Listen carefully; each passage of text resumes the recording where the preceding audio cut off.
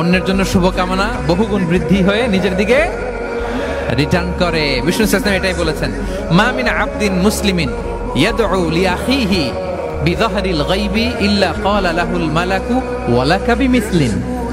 কেউ যদি তার ভাইয়ের অনুপস্থিতি তার ভাইয়ের জন্য দোয়া করে, ফেরেশতারা ওই দোয়াটা তার জন্য আগে আগে করে। তাহলে অন্যের জন্য শুভকামনা করলে, দোয়া করলে লাভ না লস? ধরেন আমি মোশাররফ ভাইয়ের জন্য দোয়া করলাম যে আল্লাহ মোশাররফ ভাইকে তুমি সুস্থ করে দাও, তখন ফেরেশতারা বলে আল্লাহ যিনি দোয়া করতেছে তার যদি কোনো রোগ বালাই থাকে আগে তারে সুস্থ করে দাও। ধরেন আমি বেলায়েত ভাইয়ের জন্য দোয়া করতেছি, আল্লাহ বেলায়েত ভাইয়ের এই সমস্যা আল্লাহ তুমি দূর করে দাও, ফেরেশতারা বলবে আল্লাহ যিনি দোয়া করতেছে তার যদি এই সমস্যা থাকে আগে তারে এটা দূর করে দাও।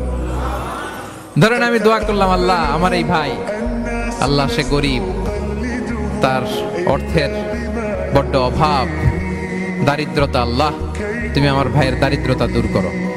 ফেরেশতারা বলে ওয়ালাকা বিমিসলিন, তোমার জন্য এটা, মানে আল্লাহ যিনি দোয়া করতেছে তার যদি অর্থের প্রয়োজন থাকে আগে তার দারিদ্রতা দূর করে দাও। তাহলে বলেন তো অন্যের জন্য দোয়া করলে